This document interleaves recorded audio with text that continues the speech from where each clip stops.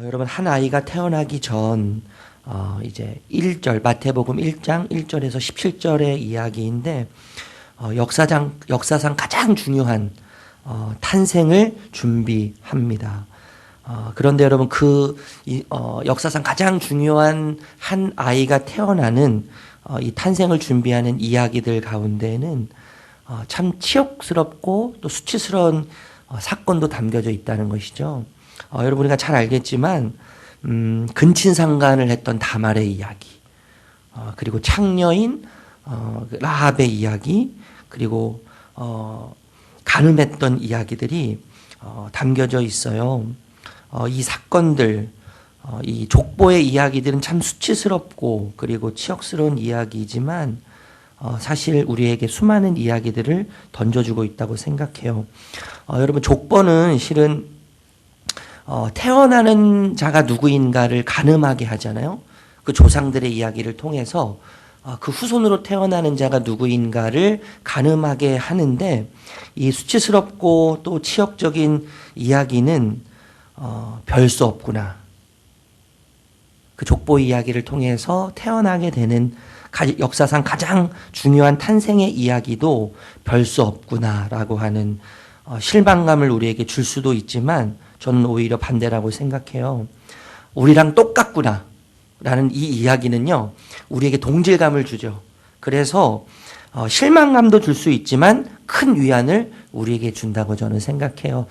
우리의 모습으로, 우리와 전혀 다르지 않은 모습으로 우리의 인간의 역사 이야기에 들어와서 우리와 똑같은 분으로 오신 이야기, 그래서 이야기를 통해서 큰 위안과 또 위로를 경험할 수 있다고 생각합니다. 여러분, 드디어 한 아이가 탄생을 해요. 마태는 이 아이의 출생에 대해서 굉장히 단호해요. 그리고 확신 있게 선포합니다. 18절 말씀, 여기 그 모니터를 좀 줄여주실래요? 우리 18절 말씀 다시 한번 읽어보도록 하겠습니다. 18절 시작. 예수 그리스도의 나심은 이러하니라. 약혼하고 동거하기 전에 성령으로 잉태된 것이 나타났더니, 여러분, 예수님이 이 땅에 오셨다고 할 때, 오셨다는 것은 이 땅에 태어나시고 나셨다고 한다는 의미는 이 땅에 오시기 전에 다른 곳에 계셨다고 하는 것을 의미해요. 그리고 이 땅에 오심으로 이 땅에서의 삶이 끝나는 그 순간 오셨던 곳으로 다시 돌아간다는 것을 또한 의미하기도 하죠. 여러분, 우리는 이 사실을 결코 잊어서 안 된다고 생각합니다. 왜냐하면 이 땅이 전부가 아니기 때문이에요. 우리에게는 돌아갈 곳이 있죠. 돌아갈 곳이 있다는 것은 이 땅의 좌절과 절망을 뛰어넘을 수 있는 힘을 우리에게 줘요. 우리가 이 땅이 끝이 아니라 돌아갈 곳이 있다고 한다는 의미는, 그래서 이 땅의 어떤 것 때문에 일희일비하지 않도록 우리를 이끌어가죠. 그런데 여러분, 예수님이 어떠한 방법으로 이 땅에 오셨는지 우리가 주목할 필요가 있어요. 18절, 19절 읽어보겠습니다. 18절, 19절. 18절, 19절. 시작.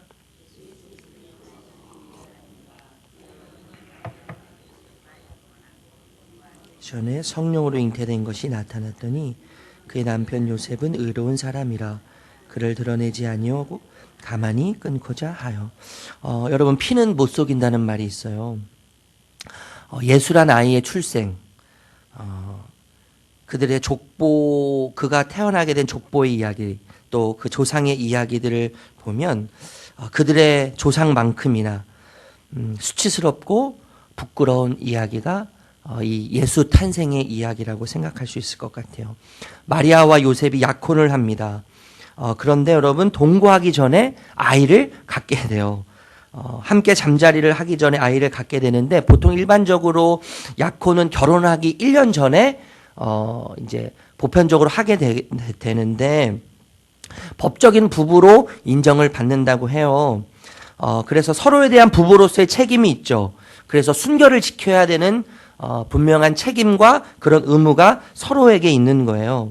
그런데 여러분, 이 요셉이 잠자리를 하기 전에 이 약혼을 할 때 부부의 책임이 있고 순결을 지켜야 되는데, 일반적으로 잠자리는 결혼해야지만 할 수 있는 그런 유일한 조건인데 요셉은 잠자리를 하지 않았음에도 불구하고 임신한 약혼녀 마리아 때문에 깊은 시름에 빠졌을 거라고 생각해요. 그는 마리아의 임신으로 인해서 배신감과 수치심과 멘붕에 빠지게 되었을 것 같습니다. 여러분, 혼인, 약혼은 예수님과 우리와의 관계를 사실 보여주는 거예요. 우리는 신랑인 예수님을 위해 살겠다고 결심한 자들이죠. 그리고 예수님은 신부인 우리를 위해 살 곳을 예비해 두고 계세요. 우리는 그분을 위해서 순결을 지켜야 되는 자들이에요. 우리의 마음을 흐트리지 않고 우리의 마음이 갈리지 않도록 지키면서 그분을 위해 순결을 지키고 그분과 영원히 살 것을 또 기대하면서 우리가 살아가야 하는 것이죠. 여러분, 모세의 율법에 의하면 간음한 여인은 돌로 쳐 죽여야 합니다. 그러나 남편 요셉은 고든 사람이었어요. 올바르고 똑바른 성격의 사람이었죠. 그래서 배신감과 모욕과 수치스러움을 뒤로하고 서로에게 피해를 최소한으로 하기 위해서 조용히 파혼하려고 해요. 우리 20절, 21절 읽어보겠습니다. 20절, 21절. 20절, 21절 시작.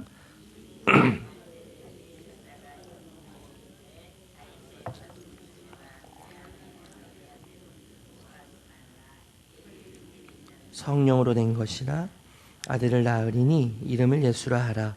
이는 그가 자기 백성을 그들의 죄에서 구원할 자이심이라 하니라.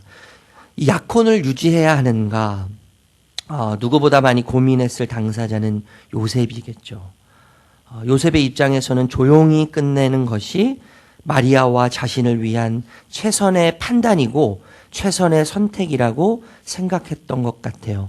그러나 천사가 하루는 나타납니다. 파혼을 하려고 결심한 그때 천사가 나타나서 두려워하지 말고 마리아를 아내로 맞으라고 그렇게 이야기를 하죠. 그리고 여러분, 천사는 태어날 아이인 예수의 중요성을 일깨워줍니다.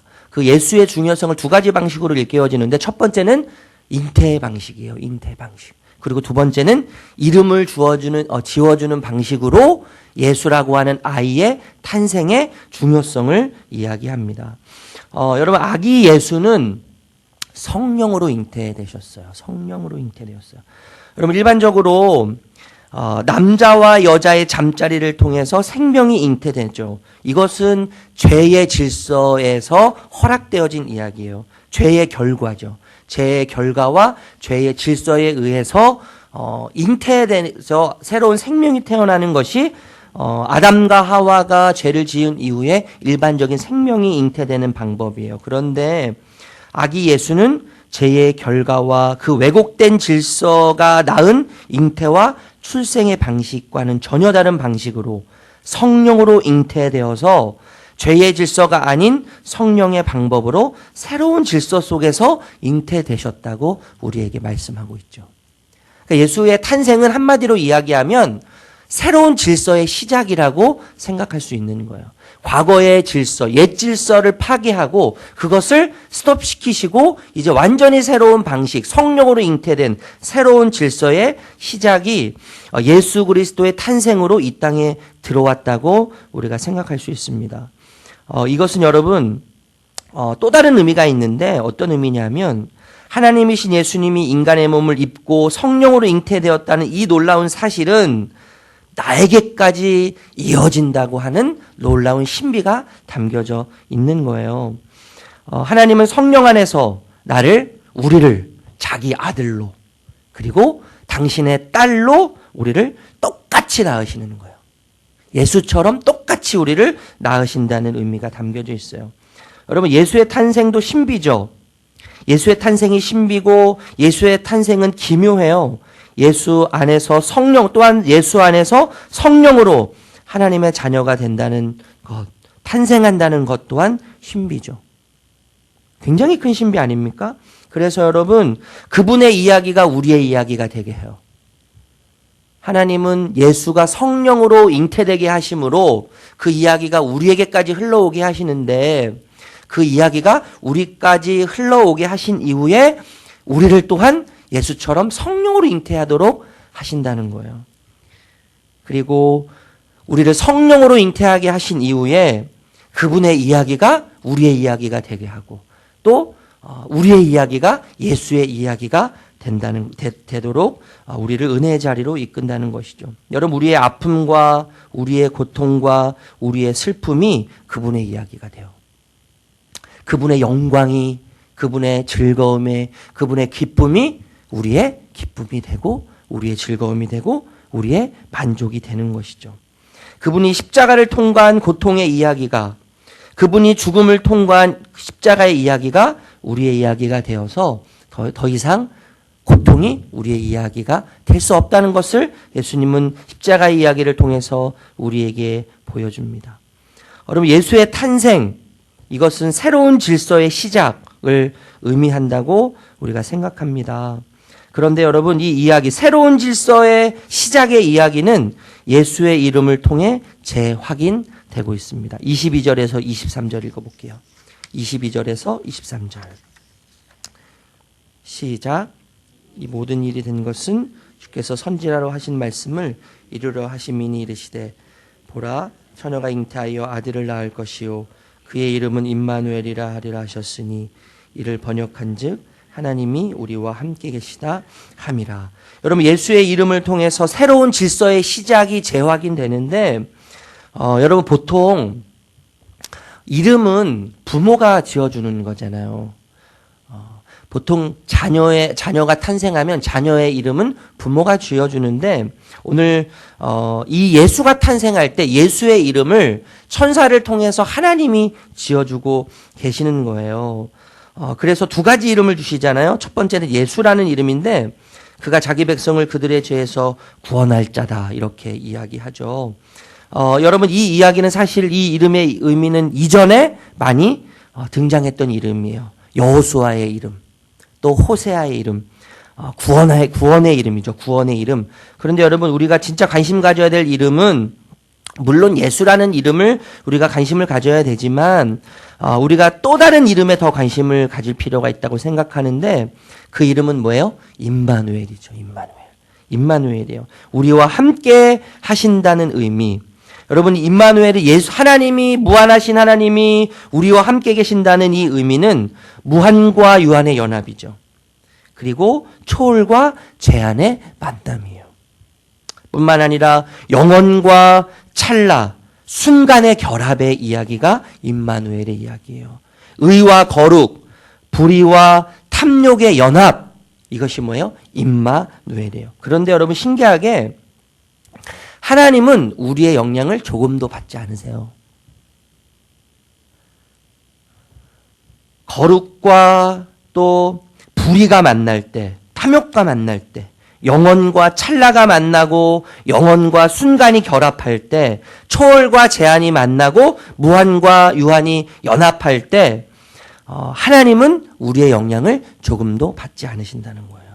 그러나 우리에게 하나님의 영향이 이르러서 흘러 들어와서 그 하나님의 영향을 받은 우리로 하여금 그분의 질서를 따라 살아가도록 하는 놀라운 힘이 이 연합 가운데 있다는 것을 우리는 잘 알고 있습니다. 여러분, 이것을요, 요한일서에서는 뭐라고 이야기해요? 영생이라고 이야기하는 거예요. 영생은 여러분, 단순히 영원히 사는 게 영생이 아니에요. 형벌을 받는 자들도 영원히 살잖아요. 그들은 영원히 살면서 형벌을 받죠. 그러니까 여러분, 영생은 단순히 영원히 사는 게 아니라 영생은 누구와 함께 하는가의 이야기예요. 누구와 함께 하는가. 누구와 함께 무엇을 하는가의 이야기가 영생의 이야기이죠. 하나님의 그 질서, 예수 그리스도가 성령으로 잉태된 이후에 우리를 성령으로 잉태하셔서 예수 그리스도와 똑같이 우리를 낳으시는데 그 똑같이 낳으신다는 이야기는 그분의 질서, 새롭게 시작된 질서 안으로 우리를 끌어드시고 우리를 초대하신 이후에 영생, 임마누엘이라고 하는 영생, 하나님과 영원히 살게 되는 동행의 놀라운 축복을 우리에게 약속하신다는 것이요. 동행의 질서의 이야기예요. 동행의 질서. 이것이 바로 새로운 질서죠. 그래서 여러분, 이 새로운 질서는 우리로 하여금 먹지 않아도 배부르게 해요. 그 신비가 있는 거예요. 이 질서, 하나님과 함께하는 동행의 질서는 먹지 않아도 배부르게 하죠. 그리고 가지지 않아도 부유하게 해요. 근심, 걱정이 많아요. 염려할 것이 많아요. 그러나 염려에 종이 되지 않게 하죠. 염려에 매이지 않게 하는 거예요. 여러분, 예수 믿는다고 염려가 어떻게 사라지겠어요? 근심, 걱정이 어떻게 사라지겠어요? 수없이 찾아오는 게 우리의 삶 자체, 그냥 살아있는 자체가 고통의 이야기고 고통의 연속인데, 참새가, 여러분, 루터가 이런 얘기 했잖아요. 참새가요, 우리 머리 위로 날아다니는 것은 막을 수 없어요. 그런데 우리 머리 위에 둥지를 트는 것은 막을 수 있죠. 염려가요, 우리 머리 위로 다니면서 우리를 잠시 염려하게 하죠. 그런데 이 질서, 새로운 질서는 우리 머리 위에 염려라고 하는 둥지를 틀지 못하도록 하는 거예요. 이것이 뭐예요? 새로운 질서가 우리에게 주는 기쁨이죠. 새로운 질서가 우리에게 주는 은혜라고 확신합니다. 여러분, 그래서 그 길을 가게 하죠. 하나님이 허락하신 그 길을 가게 하는 거예요. 여러분, 수치와 모욕적 사건 속에서 요셉은 아내인 마리아와의 약혼을 끊고 모든 것을 조용히 잠잠히 마무리하려고 하지만 천사로부터 놀라운 이야기를 듣게 된 요셉은 큰 위안과 확신을 얻었을 것입니다.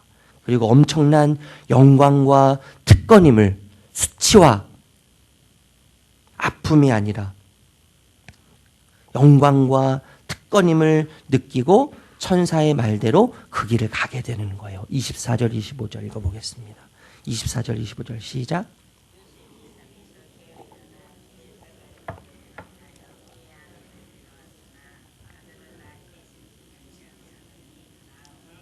이름을 예수라 하니라. 여러분, 그 길을 가게 하는 거죠.